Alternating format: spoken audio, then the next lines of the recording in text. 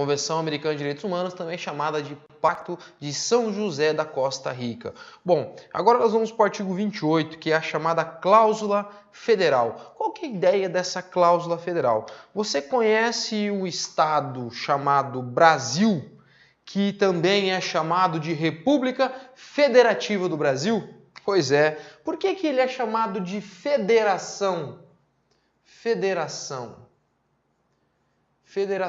Porque ele é dividido em diversos estados. Nós temos no território brasileiro diversos estados. Todos eles juntos nós chamamos de união. Todos eles juntos chamamos de união. Mas vamos pegar aqui o estado do Mato Grosso do Sul, o estado do Rio de Janeiro, o estado de São Paulo, o estado de Santa Catarina, o estado do Paraná. O que mais? Vamos pegar o estado do Rio Grande do Sul e vamos colocar aí, tá bom, né? Vamos colocar esses estados aqui, tá ótimo, tá? Tendo a consciência de que nós temos os estados federados, esses estados eles são dotados de independência? Não. Só quem é independente é quem possui soberania. Quem possui soberania é a união de todos os estados. A união forma um estado chamado Estado soberano. Tá.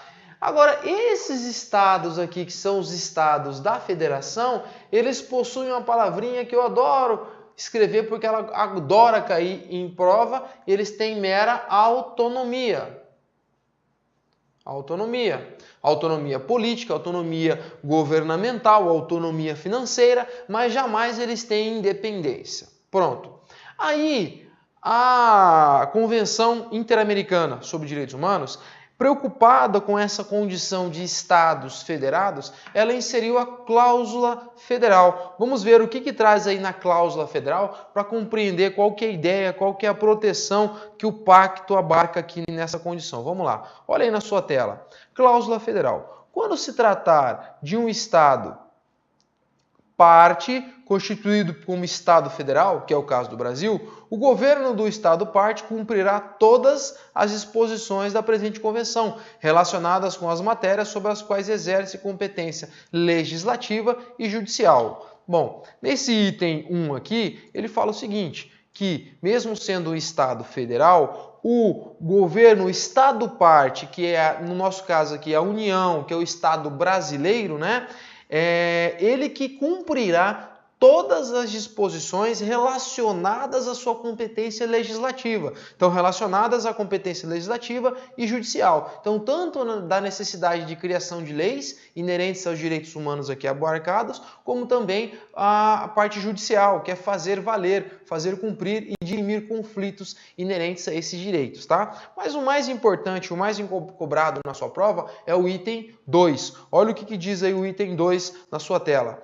No tocante às disposições relativas às matérias que correspondem à competência das entidades componentes da federação, ou seja, aqui ele se refere à matéria que for competência dos entes da federação, podendo ser a própria União, os estados, o Distrito Federal ou os municípios, que são todos os entes da nossa federação. Então, nesse tocante aí, o que nós temos?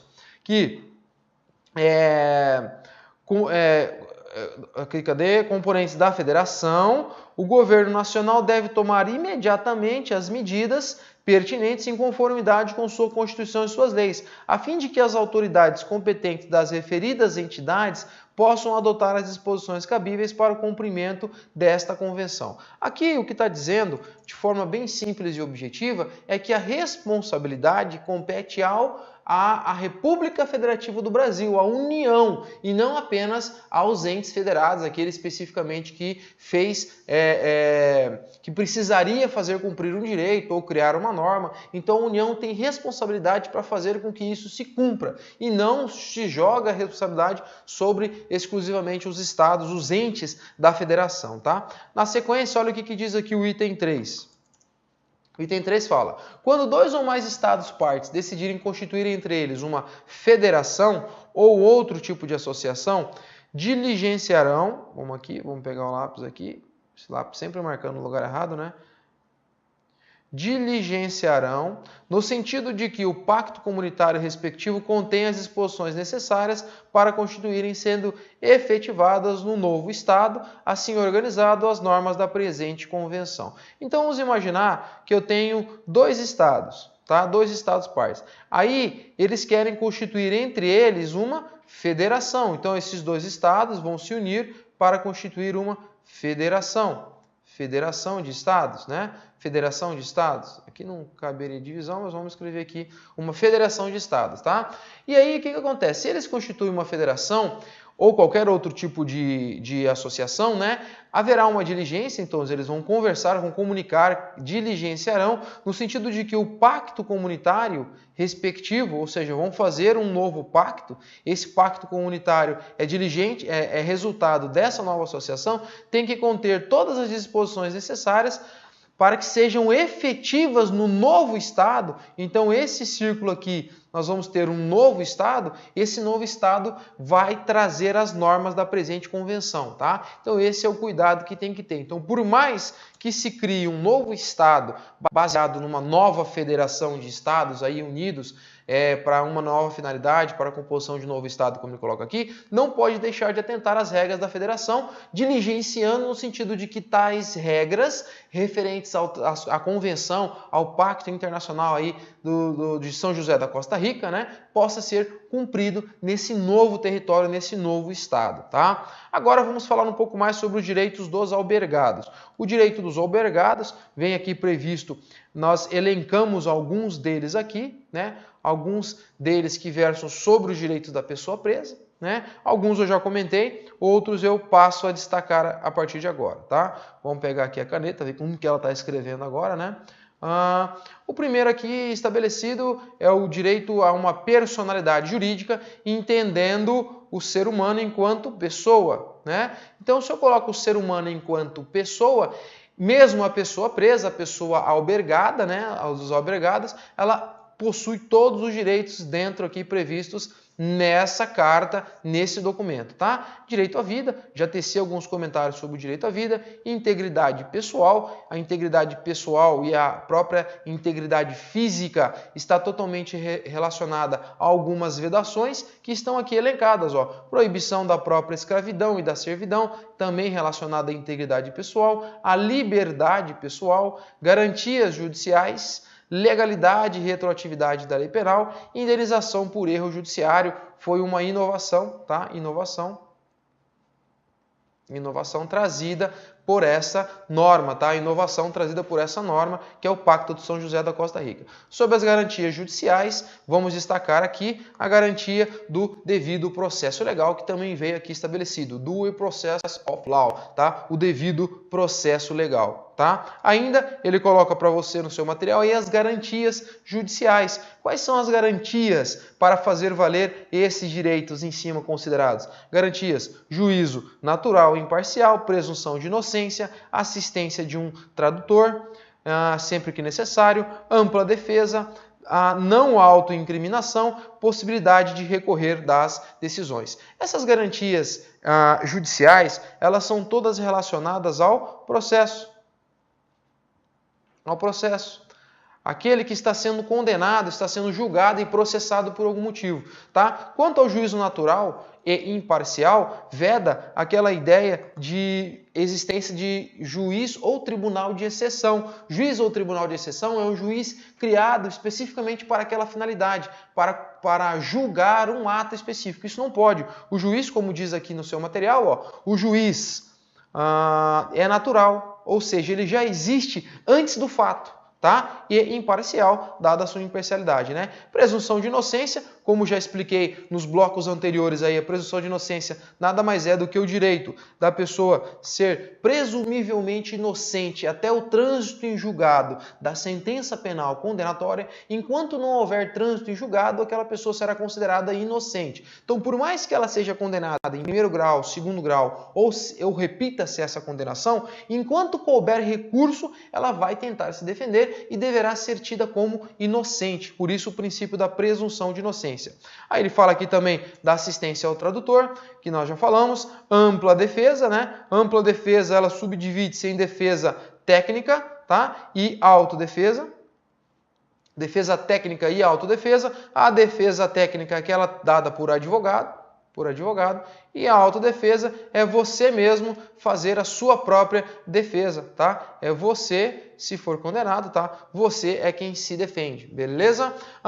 Finalmente aqui nós temos a não autoincriminação, ou seja, ninguém é obrigado a confessar um crime. Esse é o princípio da não autoincriminação, também trazida aí pelo Pacto de São José da Costa Rica. E a possibilidade de recorrer das decisões, também totalmente relacionada aí à capacidade de ter duplo grau de jurisdição, princípio da presunção de inocência e o duplo grau de jurisdição. Você vai recorrer enquanto entender que aquela decisão ela está errada e couber recurso, é claro, tá? Agora, qual o reflexo disso tudo na Constituição Federal? Nós temos os reflexos aqui na Constituição. O que o pacto fez com a nossa Constituição? Olha só, ele teve uma capacidade muito importante, elementar, de alterar o artigo 5º no inciso 76, tornando gratuito o registro civil de nascimento. Então, por conta disso, por conta dessa implementação do pacto,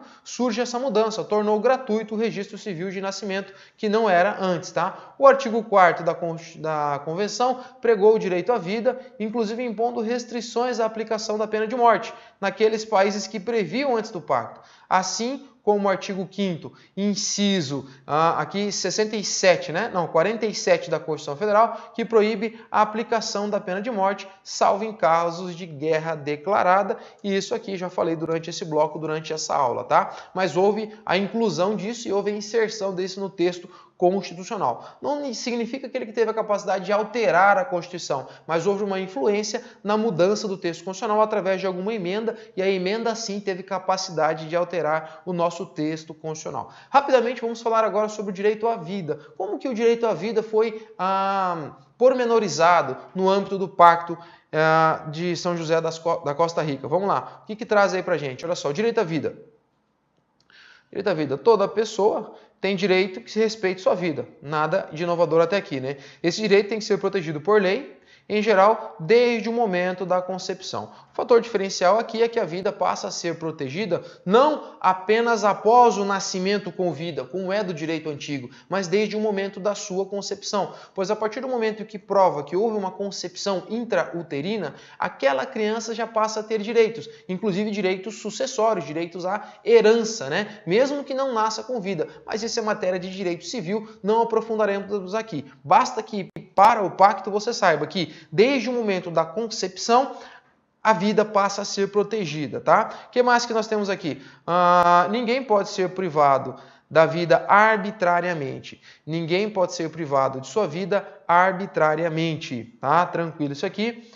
O que mais? Nos países que não houver abolido a pena de morte, ou seja, ainda tem pena de morte, que é o caso dos Estados Unidos, esta só poderá ser imposta pelos delitos mais graves, em cumprimento da sentença final de tribunal competente em conformidade com a lei que estabeleça tal pena, promulgada antes de haver sido cometido o delito, tá? Tampouco que estenderá sua aplicação a delitos aos quais não se aplique atualmente. Ou seja, se a pena de morte ela ainda existe em alguns países, esses países vão aplicar a pena de morte impondo limitações à pena de morte, tá? Essas limitações se referem exclusivamente aqui, especificamente, aos princípios da irretroatividade e da norma penal mais maléfica, ou seja, se vem uma norma posterior à existência desse pacto, tá? E essa norma veio inovar no que tange a pena de morte, ou seja, veio criar casos de pena de morte, não pode, é proibido. Apenas aqueles que já existiam podem continuar, mas dadas essas limitações aqui da irretroatividade, tá?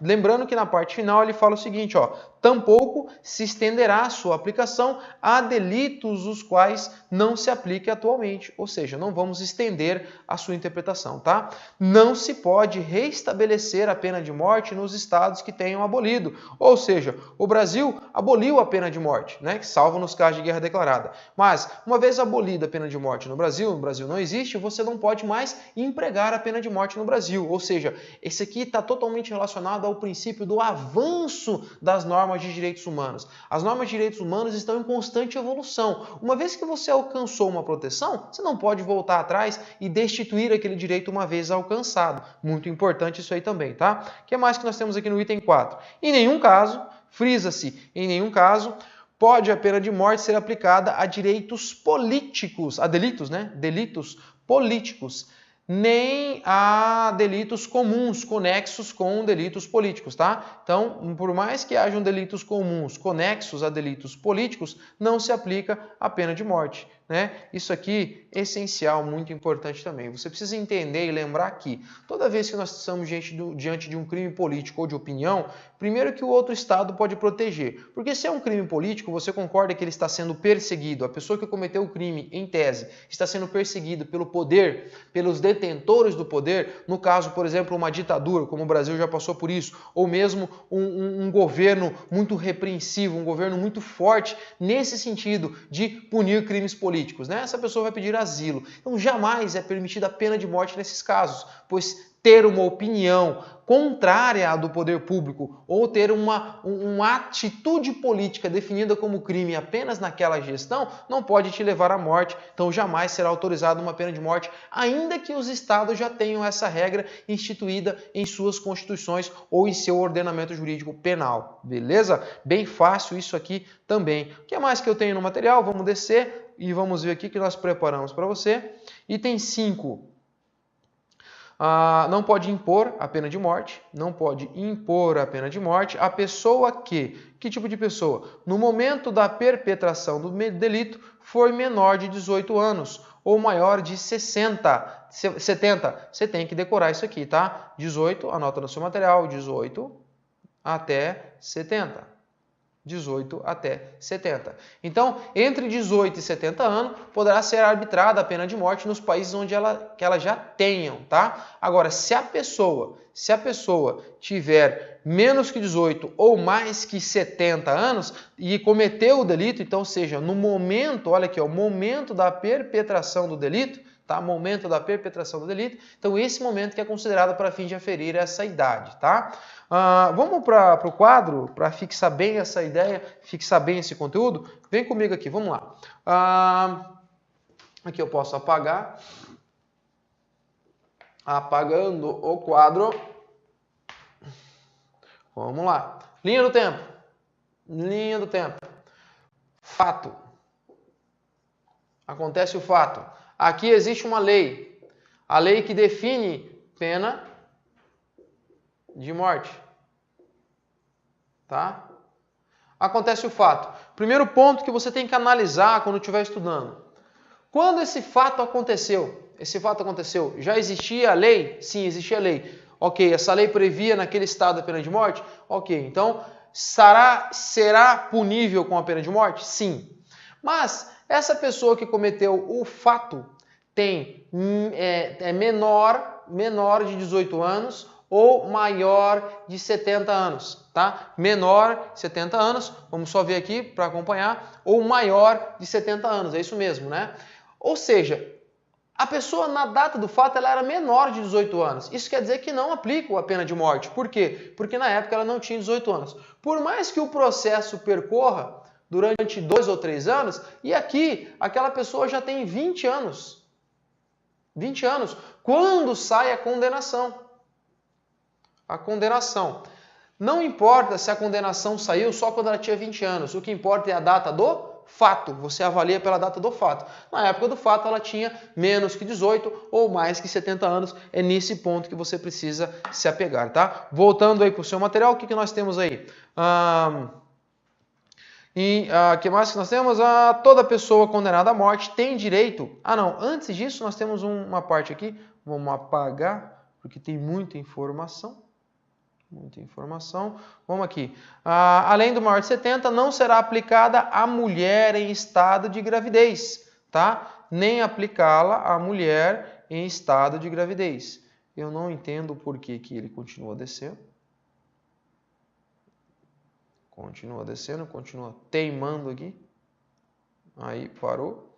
Vamos lá, vamos ver se agora ele vai riscar no lugar. Ou fica aí, tá descendo. Tá descendo, continua, mas tudo bem. Mulher em estado de gravidez também não pode, tá? Toda pessoa condenada à morte tem direito a solicitar anistia, indulto ou comutação de pena, tá? Então, se a pessoa for condenada à morte, ela tem esses direitos, tá? Não se pode executar a pena de morte enquanto o pedido estiver pendente de decisão ante a autoridade competente, tá? Todos esses destaques aqui foi nós que fizemos, por isso que a gente costuma colocar aqui, destacamos, tá? Então, toda pessoa condenada à morte tem direito de solicitar anistia, indulto ou comutação de pena. É o último grau de recurso, né?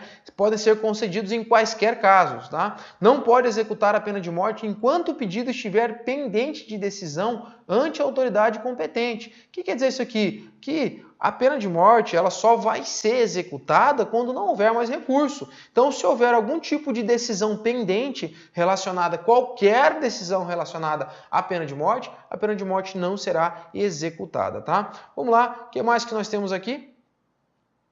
O seu material. Direito à integridade pessoal. Direito à integridade pessoal. O que fala o direito à integridade pessoal? Meu aluno, minha aluna. Toda pessoa, vamos pegar o nosso lápis, toda pessoa tem direito que se respeite sua integridade física, psíquica e moral, tá? Ninguém pode ser submetido a torturas, nem apenas a tratos cruéis, desumanos ou degradantes. Já falamos da vedação à tortura, que está prevista, né? Toda pessoa privada de liberdade deve ser tratada com respeito devido à dignidade inerente ao ser humano. Aí, eu enquanto professor ou mesmo enquanto servidor público sempre ouço, por que não explode o presídio? Por que não queima o presídio? Por que não mata todo mundo que está lá? Né? Deixa eles se matarem, morreu 70, podia ter morrido o presídio todo. Isso é uma enorme de uma ignorância. Isso é para quem não estudou, para quem não sabe de direitos humanos, para quem não protege o próximo. Imagine você se tem um parente preso. Você gostaria que o seu parente que está lá preso, caso você o tenha ou se tivesse, tenta imaginar, entrar na cabeça, você tem um filho preso, você gostaria que seu filho, você consegue imaginar o seu filho à mercê dos outros presos? Bom, eu sou da área de segurança pública, em tese eu deveria pensar conforme a segurança, né? Não, quero que exploda, quero que acabe com aquilo lá. Não é essa a ideia, o Estado precisa proteger aquelas pessoas e indenizar as famílias caso aconteça algo com a pessoa presa. Então, bastante atenção nisso aí, né? E aí, veja aqui a declaração, o pacto relacionado aos direitos internacionais, os direitos humanos entre os estados interamericanos, já prevê essa ideia, dizendo que a pessoa que é privada de sua liberdade, ela tem que ser tratada, deve ser tratada com respeito devido à dignidade inerente ao ser humano, beleza? A pena não pode passar da pessoa do delinquente. O que significa falar que a pena não pode passar da pessoa do condenado? Que ela não se estende aos filhos. Não pode, por exemplo, se meu pai cometer um crime, não posso ir preso, não posso responder por ele, né? É claro que na medida da herança caberá uma indenização, sanções civis, multas, na medida da herança que ele me deixou, mas a pena não passa da pessoa presa, tá? Cuidado e bastante atenção com isso aí. O que mais que nós temos aqui? 4. Os processados devem ficar separados dos condenados. O que significa isso aqui? Processado ficar separado do condenado. É simples. A pessoa só é considerada condenada quando encerra o processo e define-se uma sentença. Essa pessoa que teve uma sentença vai recorrer. Quando não tiver mais como recorrer, vai ter um trânsito em julgado da sentença e o réu passa a ser condenado. Essa pessoa condenada, pode ser que ela já esteja presa ou ela vá presa após a condenação. Só que no presídio se misturam essas pessoas. Por quê? Eu tenho pessoas condenadas, que são aquelas que o Estado realmente decidiu e definiu, olha, aqui você é um criminoso. Mas tem os presos chamados presos provisórios. Por que preso provisório? Apesar dele ter cometido um crime em flagrante e o estado de flagrância levou ele à prisão, apesar de ter cometido o crime e estar preso, pode ser que lá na frente, dentro de 2 anos talvez, ele seja absolvido. Se ele for absolvido, o Estado vai falar o quê? Olha, você não cometeu crime, você foi absolvido. Então, por isso, busca-se separar as pessoas condenadas das pessoas processadas, que são chamados presos provisórios, tá? Então, como que está isso no seu material agora, para decorar, para lembrar e não esquecer mais?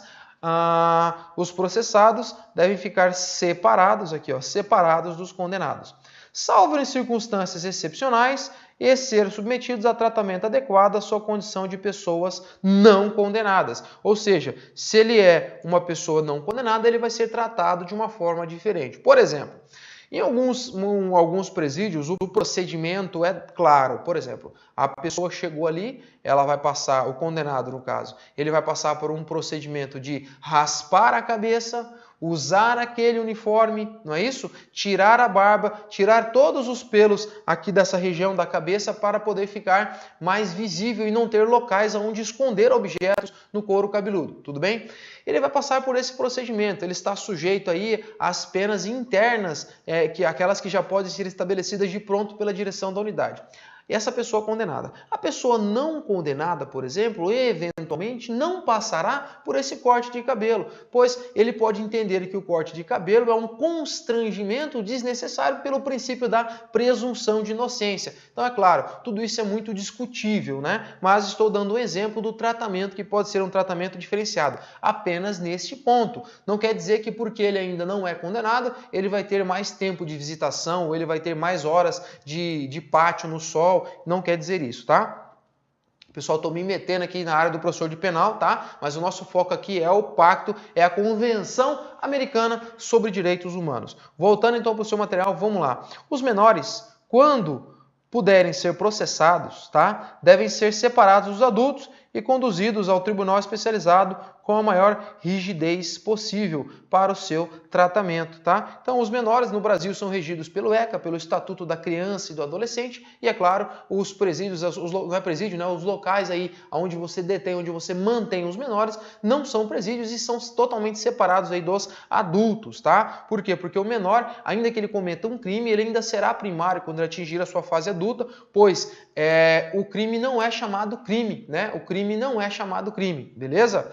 Para essas pessoas menores nessa condição, menores aí no Brasil, menores de 18 anos, tá? Agora aqui eu frisei um ponto aí em negrito, presta atenção no seu material, o que eu frisei em negrito aqui, ó, no item 6, tá? As penas privativas de liberdade devem ter por finalidade essencial a reforma, tá? E que mais? E a readaptação social dos condenados. A reforma e a readaptação social dos condenados. Então, o que quer dizer isso aqui? Que toda vez que eu tiver uma pena privativa de liberdade, o foco central dessa pena e a essência dela é reformar e readaptar os condenados. Isso aqui já foi questão de prova e caiu a literalidade dessa norma, por isso que eu frisei, por isso que eu marquei isso aqui em negrito no seu material. Tudo bem? Vamos fazer uma rápida pausa aqui, voltamos já já com o nosso último bloco sobre a Convenção Americana sobre Direitos Humanos. Daqui a pouquinho eu volto.